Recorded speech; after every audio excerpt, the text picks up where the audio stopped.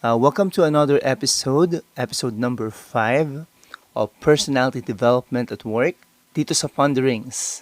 So this month, ito yung ating pinag-aaralan at pinag-iisipan.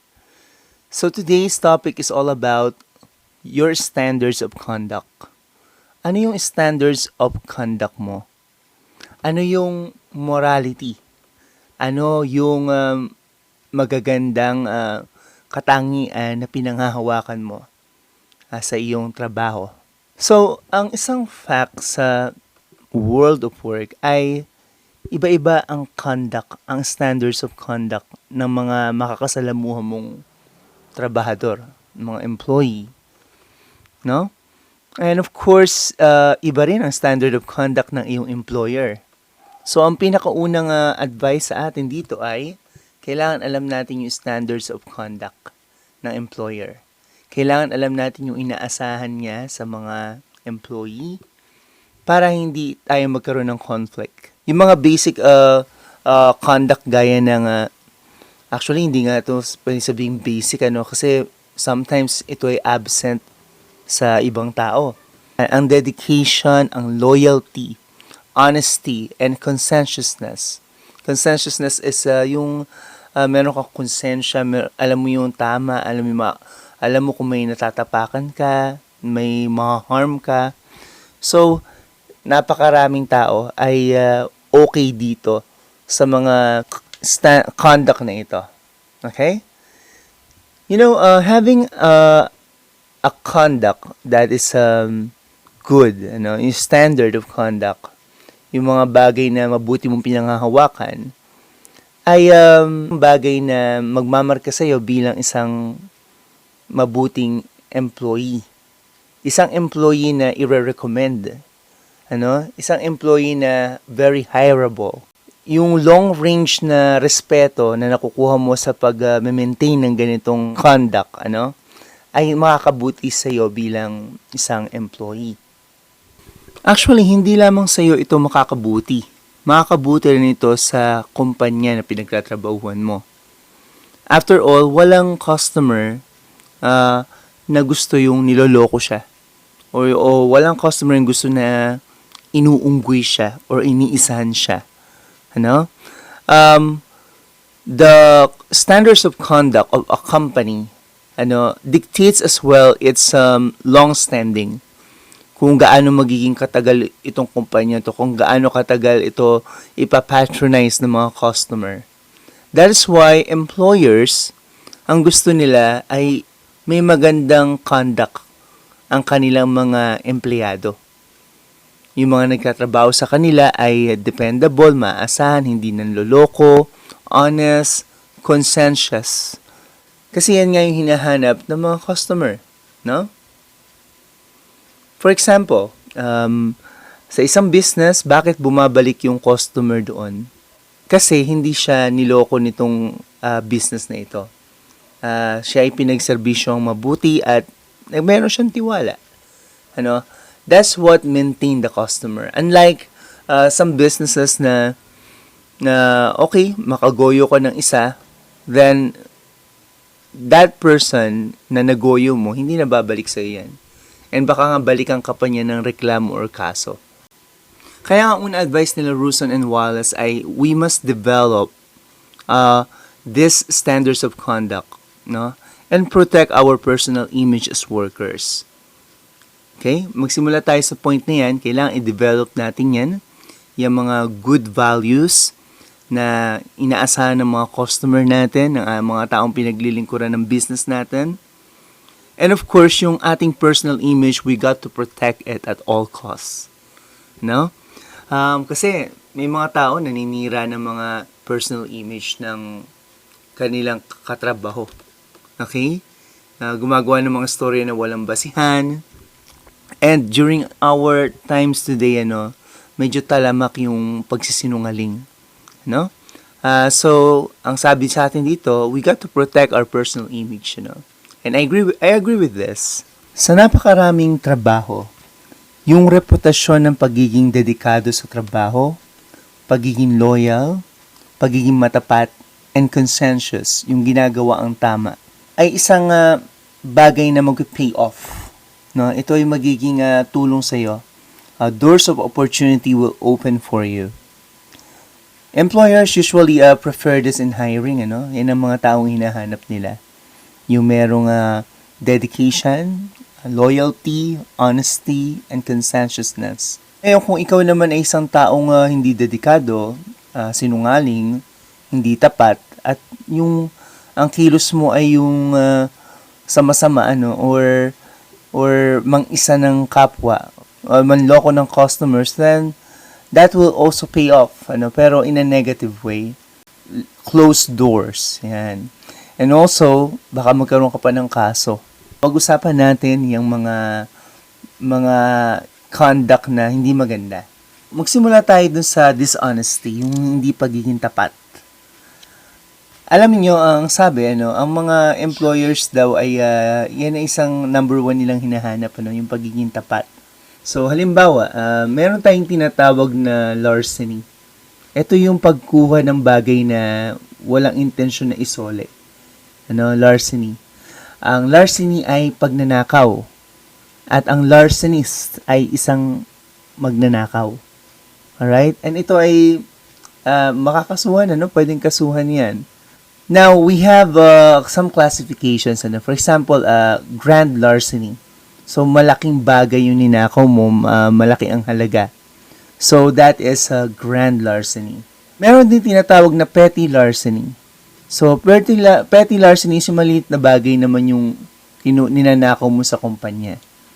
For example, nag-uuwi ka ng mga supplies, ng mga equipment, materials, mga tinda, ng inyong tindahan. So, that is petty larceny. Maliit na pagnanakaw. Pero, this is usually the bigger problem of employers, lalo na yung nasa ganyang mga business. They may press legal charges, pwede nilang silang magkaso, pero usually yung ninakaw na bagay and yung pagsasampa ng kaso, napakamahal pang magsampa ng kaso. Pero merong mga employers na para lang talagang matakot ang mga employees at seryosohin ang bagay nito, talaga nagsasampa ng kaso. So the point of this is we must really not commit larceny. Yung pagnanakaw, may it be just a petty larceny or a grand larceny. Yan ay delikado at isang bagay yan na masama, makakasama sa reputasyon. Usually, ang mga taong nahuhuli sa ganyan ay fired on the spot. Tinatanggal sa trabaho on the spot. And of course, yan nga ay may epekto rin sa iyong resume. Kasi yan ay mapupunta sa record mo. Hindi mo pwedeng tanungin yung boss mo na nag-fired sa'yo dahil sa larceny, dahil for sure sasabihin niya isa kang magnanakaw or thief. So again, isa sa standards of conduct ay huwag tayong maging larcenist, Yan. Or huwag tayong magnakaw. May that be grand or what do you call this, petty larceny. Kagaya nung nasabi ko kanina, ang mga employers ay bihirang makakita ng absolute honest employee. Yan ay treasure para sa kanila. Most of the employees ay ginugulangan din sila. May it be of time, of resources, and worse yung mga petty larceny, or grand larceny. Ito naman dito tayo sa point na expense account abuse. So may mga inilalaan na budget ang kumpanya para sa travel, para sa pagkain at sa lodging sa lugar na matitigilan ng mga employee niya. Lalo na yung mga employee na lumalabas ng office at may mga nilalakad sa labas ng opisina. So, sagot ng kumpanya yung travel, yung meal allowance, yung lodging, at iba pa. So, some companies, pinagtitiwalaan nila yung kanilang employee na maglista kung ano yung mga nagastos niya. O magkano yung kanyang travel, pamasahe, magkano yung meal, magkano yung lodging. Pero yung iba, syempre, I think, mas tama to and syempre, mas okay to, hinihinga nila ng resibo. itong mga employees nila na lumalabas, may mga lakad para sa company, hinihinga nila ng resibo sa travel, resibo sa meal, and sa lodging.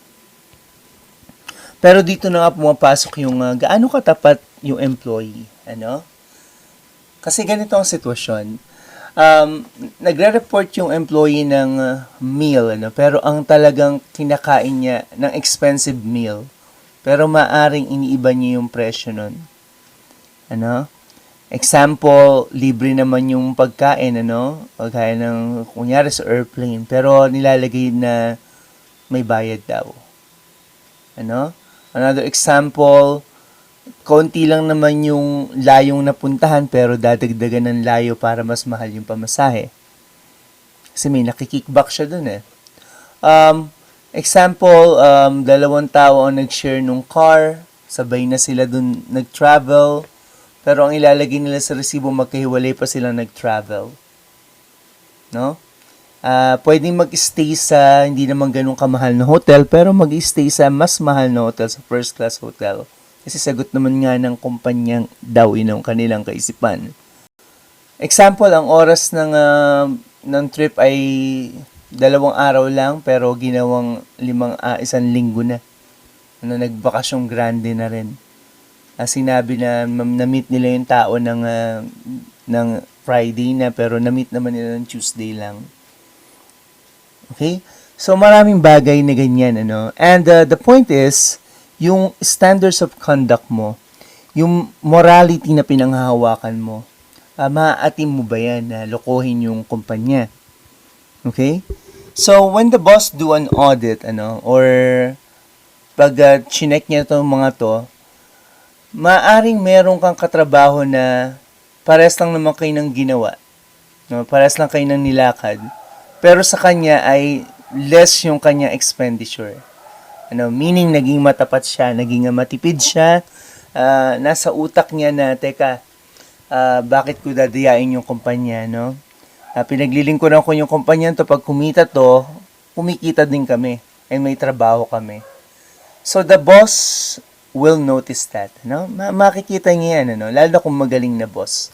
Sino yung sinungaling, sino yung mapagsamantala. So again, as workers, starting workers, mga nagsimula pa lamang ang marami sa inyo, kailangan i-maintain natin yung ating reputation, na tayo'y matapat. In the long run, sabi nga dito, magbe-benefit tayo. Lalo na kung talagang magaling yung boss natin at talagang just. Yan, makatarungan. Ang isa pang bagay na nasusukat ang honesty at ang loyalty ng isang worker ay yung bagay na tinatawag na perquisites. Perquisites, Ang perquisites ay privilege na binibigay sa isang employee. Depende sa arrangement ng kumpanya. For example, ikaw ay isang waiter, or nagsiserve ng pagkain, sa isang restaurant. Yan. So, meron ka salary kada oras, and meron ka pang tip. Yan. Nakuha kang tip mula sa customer. Ang tawag dun ay perquisites. And on top of that, meron kang free na pagkain. Dun sa restaurant na pinagtatrabahuhan mo. So, kahit pwede mong kainin, hindi babawas sa sweldo mo, is meron ka ding 50% discount. Yan, kapag sinama mo yung pamilya mo na kumain doon. Yan. So, ang tawag dyan ay perquisites, Bigay yan ng generous na employer, For example, sabihin natin itong si Rick, ay nagkatrabaho dito. At ganito ang kanyang ginawa. Ang ino-order niyang pagkain ay yung pinakamahal. Dahil doon siya nagtatrabaho, minsan hindi niya pa inuubos yung pagkain niya, Bayad naman yun. Free yan sa kumpanya, Ang pinagkatrabahuhan niya. And then one time, meron pa sinama niya pa lahat ng kanyang mga kamag-anak, perk ngayon, kaya meron siyang 50% discount, yan. Masasabi mo bang si Rick ay isang sensible na employee? o tuso na employee. Yan. So, tuso. Kasi ginamit niya yung lahat ng perks niya, more on para sa sarili niya at para lamangan yung taong nag-employ sa kanya. Boss finds this. Ano kaya mararamdaman ng boss? No, alam niyo kasi nakakarating naman sa mga boss yan no? Yung mga pinagagawa. Needless to say, the boss will be frowning on that. Hindi niya magugustuhan yon. And what can he tell about the character of Rick? Siya ba ay loyal, thankful? Siya ba ay honest? Maaaring sabihin niya, part naman ng perk yun Pero definitely, ang magiging tingin sa kanya ay mapagsamantala. Tandaan natin, ang sabi nga dito, yung ating mga character, itong ating standards of conduct, yung kilos natin, these things pay off. Ito ay magbabounce din sa atin. Lalo na pag nalaman ng boss. Ang advice ni Rusan and Wallace, we got to have good judgment. Kailangan tama yung pagkapasya. Meron tayong sense of fair play, kapatasan. Patas ba yung ginagawa ko sa sarili ko, sa boss ko, sa customer? Kailangan naisip natin yan, And actually, yung value na basic honesty, yan ang mag-guide sa atin. Bribery. Ikaw ba'y tumatanggap ng suhol? For example, ikaw ay isang receptionist, na nag-a-appoint ng schedule ng iyong boss. May power ka kung sino ang unang makakausap ng boss mo. Tiwala sa iyo ang boss mo na ilalatag mo ang listahan ng mga taong mas makakatulong sa kumpanya or kung saan mas kikita ang kumpanya. Now, merong kliyente, sabihin natin siya ay wholesaler. Sabihin natin tungkol sa ang business ninyo ay sa pagkain. So, para makuha nitong kliyenteng ito ang oras at siya ang unang makakausap sa boss at in goal na makumbinsi ang boss nyo na sila ang i-patronize, ang ginawa niya ay sinuhulan kanya. Bribery, para mailagay siya dun sa mga taong una. Kasi alam niyo sa business, unahan yan yung pagiging una mo, medyo malaking factor yan sa chance mong makuha yung sale na yun or business na yun. Pinadalan ka nga ng sabihin natin mga lobster. Ayan. Free lobster. Kasi bribery. And with that, ang ginawa mo naman ay nilagay mo siya sa lista, inuna mo siya.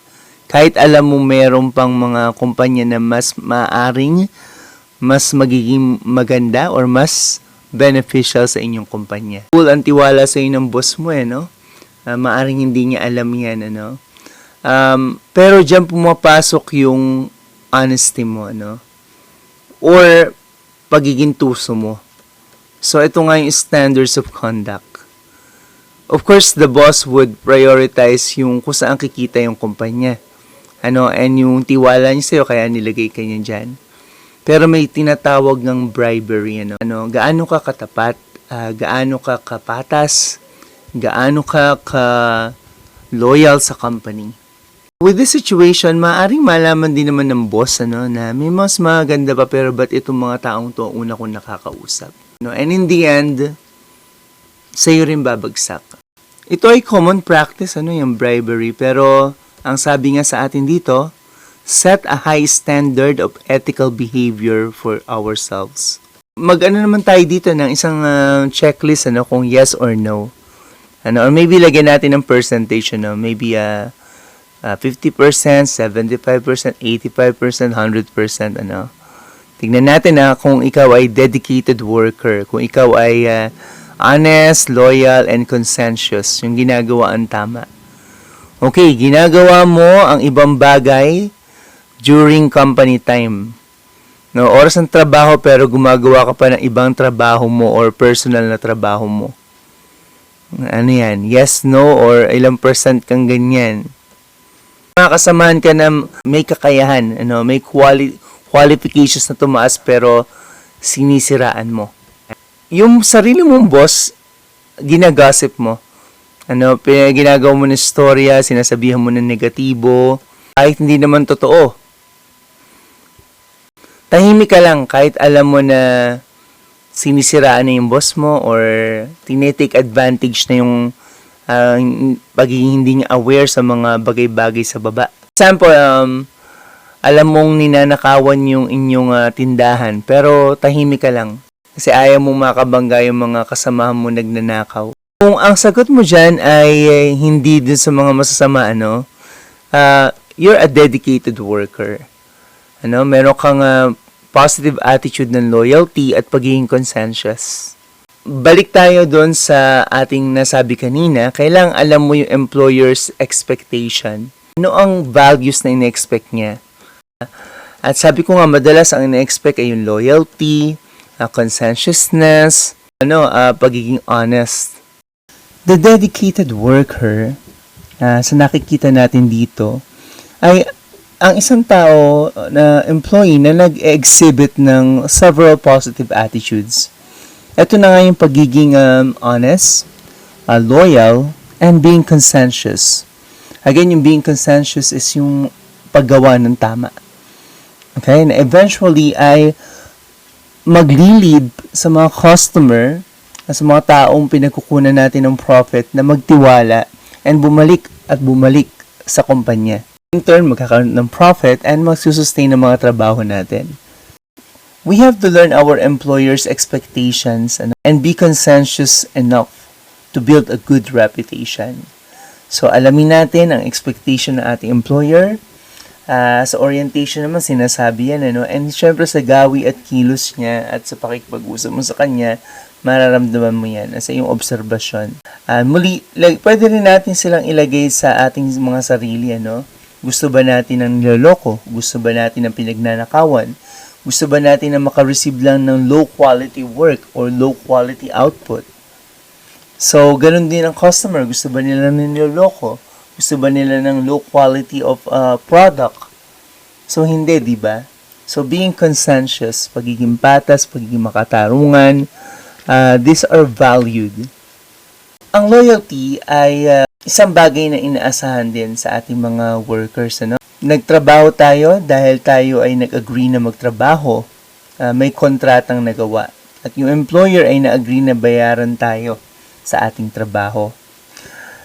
It will be sweet kung tayo ay nagpo-progress sa job natin, natututo umuunlad. At ay nakaka-receive ng good supervision, ng just na supervision, makatarungang supervision at training na makapagpapaunlad din sa ating sarili bilang mga workers.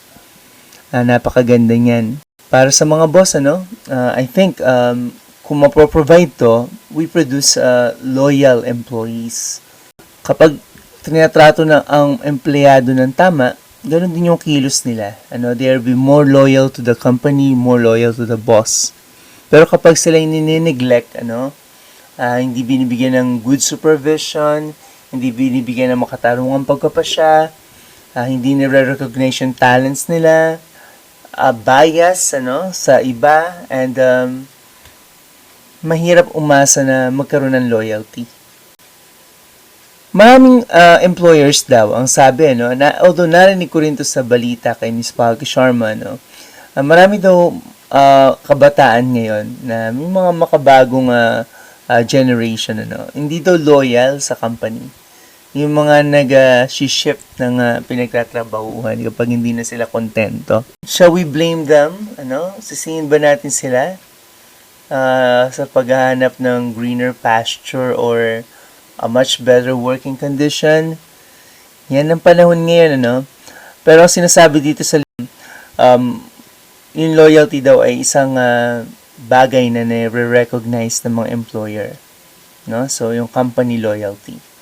Ayokong husgahan ng mga makabagong generation ngayon, pero yung sinasabi dito na keep a high moral standard, tama yan. I agree with that. Kasi at the end, magba-bounce back din sa atin yung mga records natin, yung mga ginagawa natin, yung sinasabi sa atin, na ng mga taong credible. Kasi may mga tao rin naman na naninira lang ng image ng ibang tao para wag mag-succeed. Ano, yung mga ganun talaga. So, ingat tayo doon at iwas tayo doon. What if nangyari nga sa inyo yun, ano? Well, there is some specific, people or divisions in the company na pwede mong pagreklamuhan. Ano, kung sinisira ang puri mo, sinisira ang reputation mo, collect evidence ng paninira. I highly suggest file a case. Ano, dun sa company, may mga proseso naman dyan yung company. Magreklamo ka. Hindi pwedeng isirain lang yung reputation mo ng ganun-ganun lang. May mga ganyan kasi, to get ahead with others, isiraan nila yung isa. And magkakampi-kampi sila. Ano, mas marami sila, mas madali nila mauto yung boss. Mapaniwala. So, be ready to defend yourself. Ang sabi nga sa simula nitong podcast na to, we got to protect our image, our reputation. Sinabi rin yun. And of course, develop a standard of conduct na mahusay talaga at tama. Okay? Ang isa pang point dito, ito yung sex, drugs, and alcohol abuse. Ito yung may kinalaman sa katawan natin and of course sa reputasyon din natin and sa standards of conduct natin.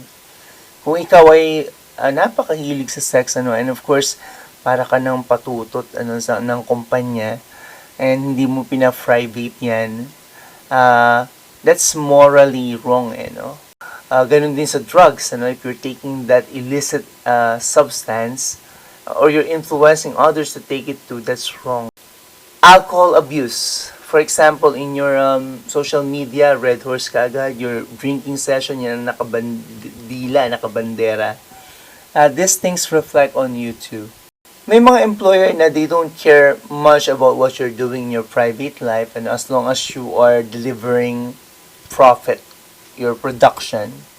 Pero maraming mga employers, they don't like to be associated with somebody who beats a wife, who beats women, who abuse children, who is on drugs, who is a sex maniac, ayaw nila ma-associate sa ganyan. So, we got to really live by a certain moral, high moral and personal behavior standards. Workers, we got to work on that. Kailangan na aware tayo sa kilos natin, maging matapat, maging consensuous, nasa tama dapat ang ating pinaniniwalaan, at ang kilos. Kasi sa atin din yan magre-reflect, When you shift job, tatanungin yung supervisor mo, yung boss mo, he could only say good things about you. Kasi your records show it, your intelligence, your skills show it.